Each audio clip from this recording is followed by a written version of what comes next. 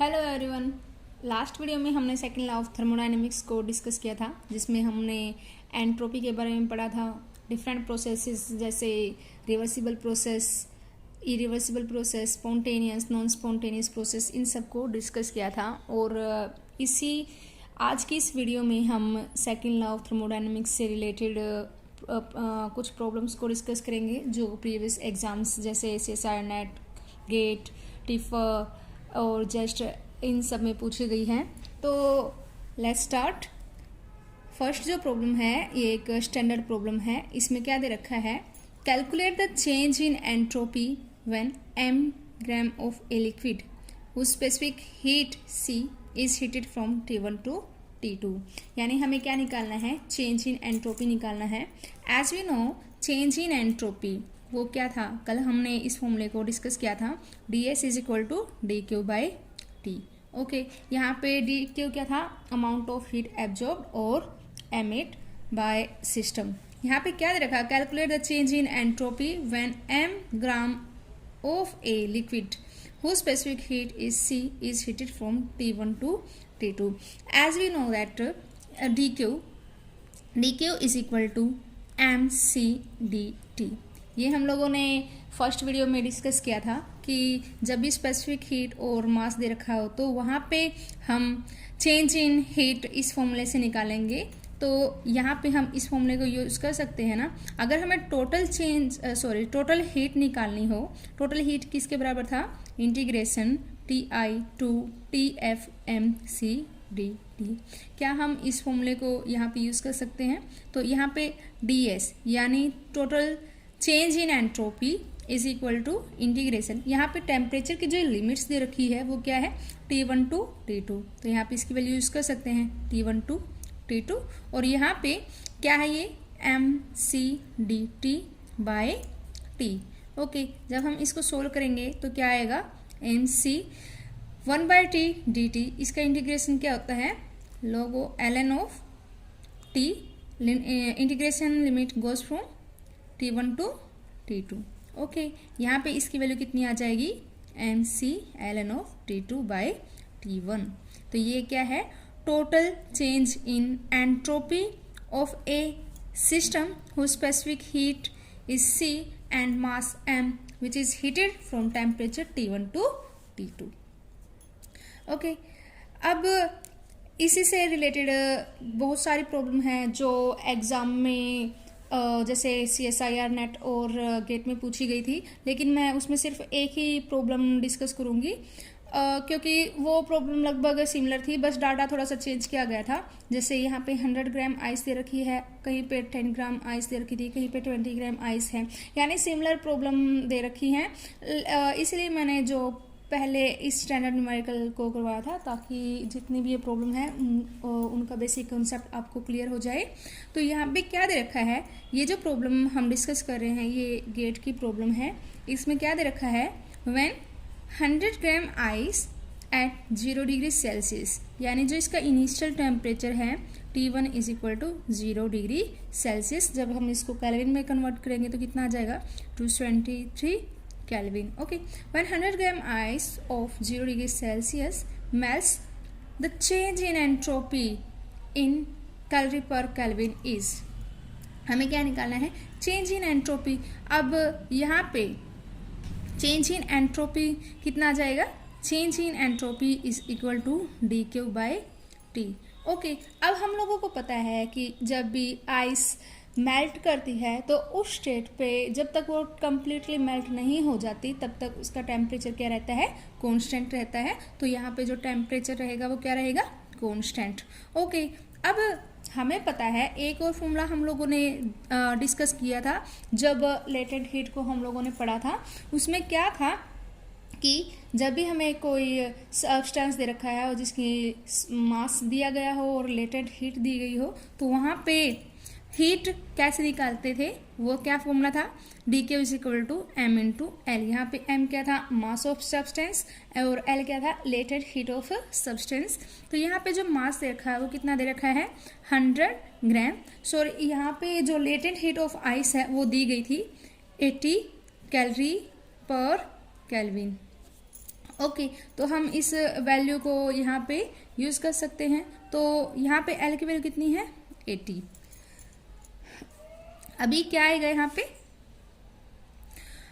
D Q निकल गया है तो चेंज इन एंट्रोपी हम निकाल सकते हैं। D s is equal to m into l, sorry ये कितना आ जाएगा 100 into 80 divided by t. T कितना दे रखा है 273। ओके तो हम इसको कैलकुलेट कर सकते हैं। तो यहाँ पे जब हम कैलकुलेटर का यूज़ कर सकते हैं, गेट के अंदर गेट में हमें कैलकुलेटर अलाउड होता है। तो यहाँ पे जब हम इसको कैलकुलेटर से सोल्व करेंगे तो कितना आंसर आएगा 29.3 कैलोरी पर केल्विन। यहाँ पे सॉरी ग्राम भी है। ओके तो हमारा ऑप्शन क्या रहता, ऑप्शन रखे थे 0, 0.34, 29.3, 39.2। तो हमारा ऑप्शन हो जाता सी। तो हम लोगों ने देखा कि ये जो प्रॉब्लम्स है बहुत ही सिंपल है, बट इसके लिए आप लोगों को सबसे पहले कॉन्सेप्ट क्लियर होने चाहिए। जब आपके कॉन्सेप्ट बिल्कुल क्लियर होंगे तभी आप इन प्रॉब्लम्स को सोल्व कर सकते हैं। तो अपने हर एक कॉन्सेप्ट पर फोकस कीजिएगा ताकि आप प्रॉब्लम्स को अच्छे से सोल्व कर पाए। तो इनमें ज़्यादा टाइम नहीं लगता, लेकिन बात वही होती है कि आप उस टॉपिक को कितना अच्छे से समझे हैं। तो नेक्स्ट जो प्रॉब्लम है ये भी एक स्टैंडर्ड प्रॉब्लम है जिससे रिलेटेड बहुत सारे क्वेश्चंस एग्जाम में पूछे गए थे। तो इसलिए सबसे पहले हम स्टैंडर्ड प्रॉब्लम को ही करते हैं। तो इसमें क्या दे रखा है, calculate the change in entropy for reversible isothermal expansion of n mole of A monoatomic ideal gas from volume V1 to VF, sorry VI to VF at temperature T। ठीक है, हम लोगों को क्या कैलकुलेट करना है, चेंज इन एंट्रोपी। जब भी हमें चेंज इन एंट्रोपी निकालना है तो इसका मतलब हमें कौन सा फॉर्मूला यूज करना है, d s is equal to d q by t. ये वाला फॉर्मूला हम लोगों को यूज करना पड़ेगा। ओके अब हमें क्या क्या क्वांटिटी चाहिए, एक तो हमें हीट कितनी एब्जॉर्ब की है, एमिट की है, ये वाली चीज़ चाहिए, और एक टेम्परेचर चाहिए। अब यहाँ पे इसने क्या दे रखा है, टेम्परेचर दे रखा है, कितना है T। ओके अब हमें क्या निकालना है, हीट निकालनी है। हीट आप लोगों को ये इस चीज़ ध्यान रखनी पड़ेगी कि डाटा किस फॉर्म में दे रखा है। अगर स्पेसिफिक हीट, लेटेंट हीट वगैरह दे रखे हैं तो आप वो वाले फॉर्मूलेज यूज़ कर सकते हैं, ठीक है। लेकिन अगर हमें मतलब कुछ डाटा अलग दे रखा है, जैसे आइडियल गैस के लिए दे रखा है या फिर मोनोएटॉमिक, इस तरह के वर्ड्स आते हैं, तो इसका मतलब आप लोगों को ये वाली फॉर्म यूज़ करनी पड़ेगी, d q is equal to d u plus d डब्ल्यू। यहाँ पे हम देख रहे हैं कि जो गैस दे रखी है वो कौन सी दे रखी है,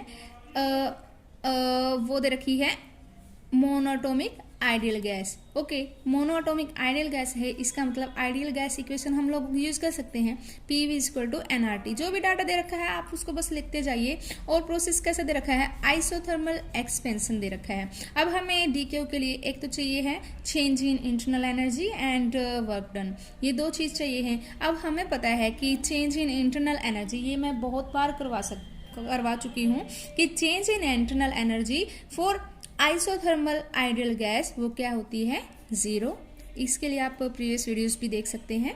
तो यहाँ पे चेंज इन इंटरनल एनर्जी 0 है तो डी क्यू किसके बराबर हो जाएगा, डी डब्ल्यू। और हमें पता है वर्क डन किसके बराबर था, इंटीग्रेशन V1 to V2 और पी डी वी।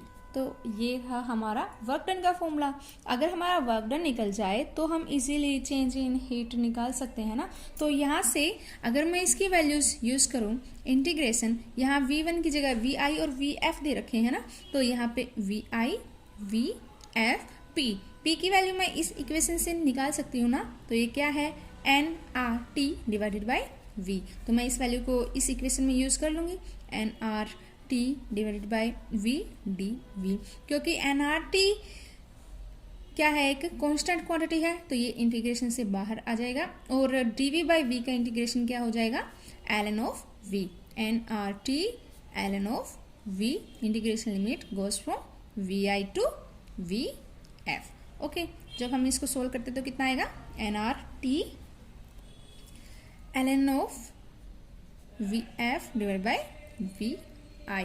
ये चेंज इन एंट्रोपी नहीं आया है, ये क्या आया है, चेंज इन हीट, या फिर हीट कितनी एब्जॉर्ब की। ओके, तो हमें हमारा फॉर्मूला क्या था, d s is equal to d q by t. अब आप इसमें इस वैल्यू को यूज़ कर सकते हैं, N R T divided by T L N of V F divided by we I. तो यहाँ से ये कैंसिल हो जाएगा, तो कितना आ जाएगा, n r l N of V F divided by we i change in. तो आप है ना इस पॉइंट को ना याद भी कर सकते हैं, क्योंकि आपके पास एग्ज़ाम में इतना टाइम नहीं होता कि आप कंप्लीट डेरिवेशन करें। तो अगर आपको ये पॉइंट याद होगा तो इससे रिलेटेड जितने भी प्रॉब्लम्स हैं आप उसको सेकंड्स में सॉल्व कर सकते हैं। तो आप ये वाला पॉइंट याद रखिएगा कि change in entropy for a isothermal expansion or compression of a ideal gas is nr ln of vf by vi। ये क्या है, change in entropy, change in entropy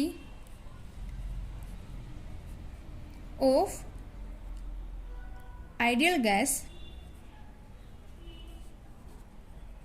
during isothermal compression or expansion, during isothermal compression और expansion. Okay, तो ये वाला point आप याद रखिएगा।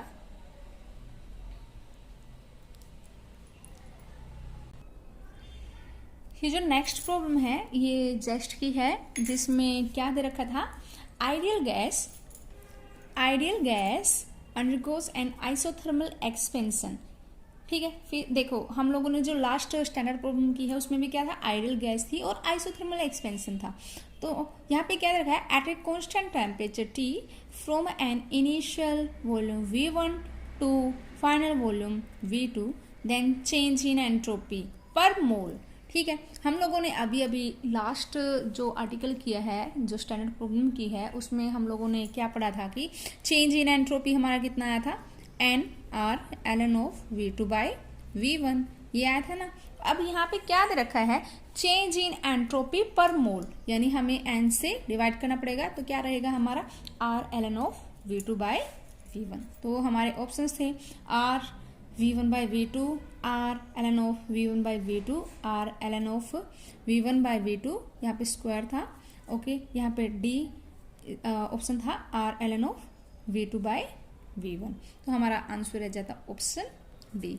एक नेक्स्ट प्रॉब्लम और करते हैं कि जो गेट में पूछी गई थी, इसमें क्या दे रखा है, n atoms of an ideal gas, n atoms of an ideal gas are enclosed in a container। यानी गैस कैसे दे रखी है, आइडियल गैस है, of volume V, the volume of container is change to 4V। यानी पहले V थी, अब वो चेंज होके कितनी होगी, 4V। यानी V1 की वैल्यू कितनी है V, V2 की वैल्यू की क्या होगी 4V। यानी यहाँ पे क्या दे रखा है, गैस हमारी एक्सपेंड हो रही है। ठीक है, एक्सपेंशन है, the change in entropy of gas in unit of N के B L N of 2 is. यहाँ पे हमें ब्लैंक फिल करना था, तो देखते हैं। अब फिर से वही कंडीशंस है ना कि एक आइडियल गैस है, आइसोथर्मल एक्सपेंशन हो रखा है, तो हमें डायरेक्टली चेंज इन एंट्रोपी का फॉर्मूला पता है, and change in entropy is equal to n r l N of V2 by V1। अगर हम इसको नंबर ऑफ पार्टिकल्स के टर्म में कन्वर्ट करते हैं तो ये क्या आ जाएगा, एन के B L N of V2 by V1। ये भी कन्वर्जन मैं आप लोगों को प्रीवियस वीडियोस में बता चुकी हूँ, तो आप वहाँ से चेक कर सकते हैं। अब यहाँ पे जो वैल्यूज हैं वो पुट कर लेते हैं, एन के B L N of V2 की वैल्यू क्या है, 4V डिवाइड बाई V से भी कैंसिल, तो कितना आ जाएगा 4, ये कितना आ जाएगा, एन के बी एल एन ऑफ 4 को मैं 2 स्क्वायर लिख सकती हूँ, क्योंकि हमें जो आंसर चाहिए वो क्या है, एल एन ऑफ 2 की फॉर्म में है, तो हमें इसको इसकी फॉर्म में कन्वर्ट कर सकते हैं ना। तो अब हमें पता है कि ये जो पावर है वो इसके आगे आ जाएगी, तो कितना आ जाएगा 2n के बी एल एन ऑफ 2। तो हमें क्या चाहिए था, answer in term of N के बी एल एन ऑफ 2। यहाँ पे एन के बी एल एन ऑफ 2 है और इसके आगे क्या है 2, तो हमारा ब्लैंक में क्या आ जाता 2। और भी बहुत सारी प्रॉब्लम्स हैं इस आर्टिकल से रिलेटेड जो अदर एग्जाम्स में पूछी गई हैं, बट मैं वहाँ पे ज़्यादा डिस्कस नहीं करूँगी क्योंकि वो सिमिलर प्रॉब्लम्स हैं, आप उनको इजीली सोल्व कर सकते हैं अगर आपने ये आर्टिकल अच्छे से किया है तो। नेक्स्ट जो प्रॉब्लम है वो भी एक स्टैंडर्ड प्रॉब्लम है और आप इसको मोस्ट इम्पॉर्टेंट मार्क करके चलिएगा क्योंकि इस प्रॉब्लम से लगभग 5 मार्क्स के क्वेश्चन पूछे जाते हैं CSIR नेट में, और इसलिए मैं बोल रही हूँ कि मोस्ट इम्पोर्टेंट प्रॉब्लम है। और इसमें से लगभग आज तक 6 या 7 बार क्वेश्चन आ चुके हैं 5 मार्क्स में। जो प्रॉब्लम है वो क्या है, calculate the change in entropy of system and universe when gram of a liquid having temperature independent specific heat C at temperature T1 mixed with same amount of same liquid at temperature T2 in thermally insulated vessel। यानी हमें क्या दे रखे हैं, 2 system दे रखे हैं। Okay, 2 system दे रखे हैं और ये क्या है, थर्मली इंसुलेटेड है, मतलब ये हीट अपने सराउंडिंग के साथ शेयर नहीं करेंगे। अगर ये अपनी हीट सराउंडिंग के साथ शेयर नहीं करेंगे तो total change in entropy of system वो किसके बराबर होएगा, change in entropy of universe. तो हमें क्या क्या निकालना है, change in entropy of system and universe, ये दोनों क्या रहेगी, बराबर रहेगी। ओके, अब यहाँ पे क्या क्या दे रखे हैं आगे देखते हैं।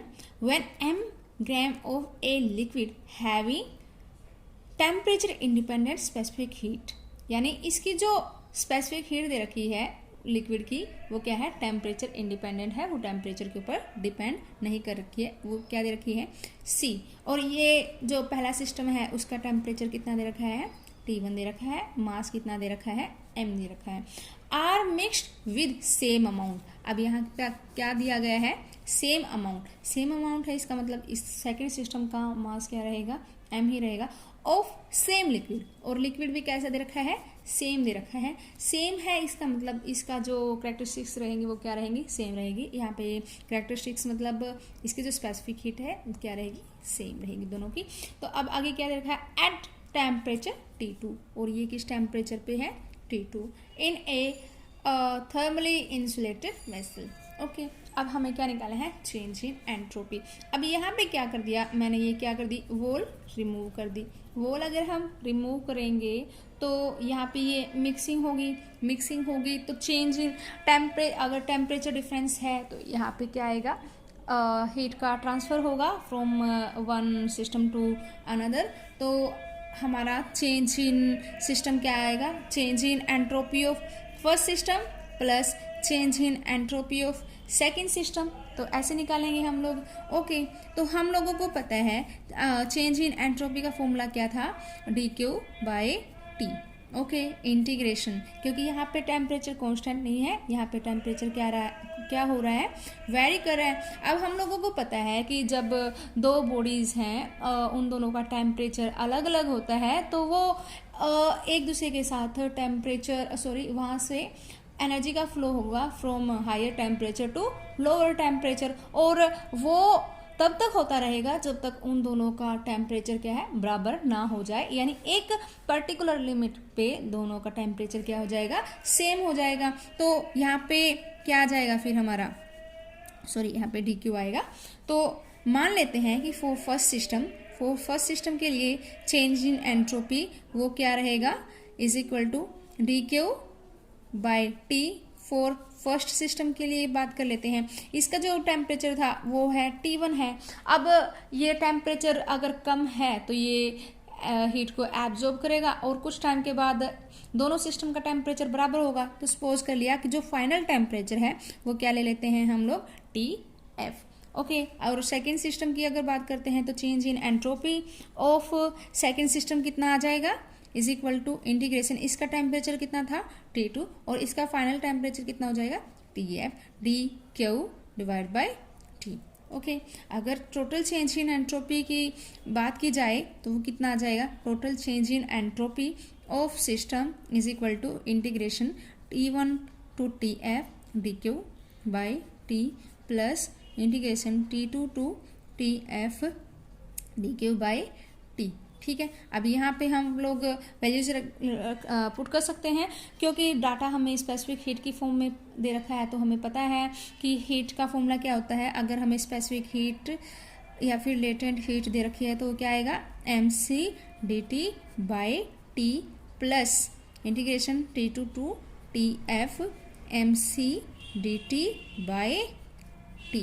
ओके, अब यहाँ पे जब हम लोग इसको सोल्व करेंगे तो हमारा क्या आ जाएगा, mc ln of TF divided by T plus mc ln of TF divided by T2। Okay, अब हमें जो वेरिएबल्स दे रखे हैं वहाँ पे कहीं पे भी TF नहीं दे रखा, तो हमें क्या करना पड़ेगा, TF को कैलकुलेट करना पड़ेगा। और जब हम लोगों ने कैलोरीमेट्री प्रिंसिपल डिस्कस किया था, वहाँ पे हम लोगों ने बात की थी कि जब दो गैसेस हैं जो एट डिफरेंट टेम्परेचर्स पे हैं, जब वो मिक्स करती है तो उनका फाइनल फॉर्मूला क्या था। तो उसके लिए जो फाइनल टेम्परेचर का फॉर्मूला था वो क्या था, T1 प्लस T2 बाई 2। ये था, इसको आप प्रीवियस वीडियोस में चेक कर सकते हैं जहाँ पे हम लोगों ने कैलोरीमेट्री प्रिंसिपल को डिस्कस किया था, वहाँ से आप इसको देख सकते हैं। तो यहाँ पे जब हम इस इक्वेशन को सोल्व करते हैं, इस इक्वेशन को सोल्व करने के बाद क्या आता है, mc ln of TF square divide by T1 T2। Okay, तो यहाँ पे हम इस वैल्यू को पुट कर सकते हैं, TF की वैल्यू को, तो क्या आ जाएगा, mc ln of T1 plus T2 का स्क्वायर, अगर 2 का स्क्वायर करेंगे तो 4 हो जाएगा, डिवाइडेड बाय 4 T1 T2। ये क्या है, change in entropy of system in which two gases are mixed which are at different temperature T1 and T2। तो ये फॉर्मूला भी आपको याद करना है, क्योंकि इसको अगर आप एग्ज़ाम में करने बैठोगे तो लगभग 2 या 3 मिनट लेगा, लेकिन अगर आपको ये याद होगा तो आप इजीली इसकी प्रॉब्लम्स को कुछ एक सेकंड में सॉल्व कर सकते हैं। फॉर एग्जांपल, अगर हम डिस्कस करें एक प्रॉब्लम जो CSIR नेट की ही है, अगर हम डिस्कस करें एक प्रॉब्लम जो इसी स्टैंडर्ड प्रॉब्लम पे बेस्ड थी, जो CSIR नेट में पूछी गई थी 2013 में, इसमें क्या दे रखा था कि each of the 2 isolated vessels A and B of fixed volume. Okay, यहाँ पे 2 दे रखे हैं, 2 आइसोलेटेड वेसल्स दे रखे हैं A एंड B, और उनकी वॉल्यूम क्या है, फिक्स है। Contain n molecules of perfect monoatomic gas. यहाँ पे जो गैस दे रखी है वो कौन सी है, monoatomic gas. Okay, at a pressure P the temperature of A and B are T1 and T2। A का टेम्परेचर T1 है, B का टेम्परेचर T2 दे रखा है। The 2 vessels are brought into thermal contact at equilibrium, change in entropy is. अब आप लोग compare कर ही सकते हैं कि जो हम लोगों ने आर्टिकल किया था ये प्रॉब्लम उसी पे बेस है। अगर आपको उसका डायरेक्ट फॉर्मूला याद होगा तो आप उसको इजीली सोल्व कर सकते हैं। तो यहाँ पे जो दे रखी है वो क्या दे रखा है, यहाँ पे क्या क्या दे रखा है, मोनोएटॉमिक गैस दे रखी है। और अब हम लोगों को पता है कि जब 2 गैसेस हैं जिनके टेम्परेचर डिफरेंट है उनको मिक्स किया जाता है तो उनकी चेंज इन एंट्रोपी का फॉर्मूला क्या था, mc ln of T1 plus T2 का square divide by 4 T1 plus T2। ये एक क्वेश्चन है ना, आप देखते ही बता सकते थे कि इसका आंसर क्या आने वाला है। इसका आंसर होता C। आपको ज़्यादा सोल्व करने की जरूरत भी नहीं पड़ती, लेकिन यहाँ पे जो फैक्टर्स डिफरेंस आ रहा है वो यहाँ पे mc है, यहाँ पे 3/2 nk भी है, वो इतना मायने नहीं रखता। आप कुछ एक टर्म्स को कंपेयर कर सकते हैं जो उसमें प्रेजेंट है, अगर आपको क्वेश्चन को बहुत ही इजीली सोल्व करना है तो। बट यहाँ पे हम इस चीज़ को भी एक्सप्लेन कर देते हैं। यहाँ पे क्या दे रखा है, mc, m क्या था, mass of gas, and c क्या था, यहाँ पे स्पेसिफिक हीट ऑफ गैस। और हम लोगों को पता है m इंटू c वो क्या होता है, हीट कैपेसिटी। ओके, और जब हम लोगों ने मोनोएटॉमिक गैस को डिस्कस किया था वहाँ पे हीट कैपेसिटी क्या दे रखी थी, हीट कैपेसिटी कितनी आई थी, for a monoatomic gas is equal to 3/2 NkB। Okay, और जब हम इस वैल्यू को इसमें पुट करेंगे तो कितना आ जाएगा, 3/2 NkB ln of T1 plus T2 का whole square divide by 4t1 t2। बिल्कुल ऐसी ही प्रॉब्लम्स और भी हैं जो CSIR नेट में पूछी गई है, 5 मार्क्स में पूछी गई हैं। तो उसके लिए आपको ये आर्टिकल बहुत ही अच्छे से और ध्यान से करना पड़ेगा, और उसका जो फाइनल रिजल्ट है उसको आप याद रखिएगा। आपको जैसे आइसोथर्मल एक्सपेंशन वाली गैस की चेंज इन एंट्रोपी क्या रहेगी वो एक्सप्रेशन याद होना चाहिए। आपको जब दो गैसेस दे रखे डिफरेंट टेम्परेचर पर, जब उनको मिक्स करते हैं उनकी चेंज इन एंट्रोपी क्या रहेगी, ये वाला भी आर्टिकल इसका फाइनल रिजल्ट याद होना चाहिए, क्योंकि इनसे बहुत सारे क्वेश्चंस पूछे जाते हैं एग्जाम्स में। अगर आप आर्टिकल करोगे तो बहुत सारे मिनट्स लग सकते हैं, बट अगर आपको उनका रिजल्ट याद है तो आप उन प्रॉब्लम्स को कुछ ही सेकंड्स में सोल्व कर सकते हैं। अगर आपको मेरी वीडियोस यूज़फुल लगती हैं तो इनको अपने फ्रेंड्स के साथ शेयर कीजिएगा, और अगर आपको लगता है कि ये वीडियोस आपके सब्जेक्ट से रिलेटेड नहीं है तो भी आप इनको अपने फ्रेंड्स के साथ शेयर कीजिएगा, क्योंकि मे बी आपके काम की ना हो बट आपके फ्रेंड्स के काम की हो सकती हैं। और ज़्यादा से ज़्यादा मेरी वीडियोस को शेयर कीजिएगा, और मोर वीडियोस के लिए हमारे चैनल को सब्सक्राइब कीजिएगा। Thank you.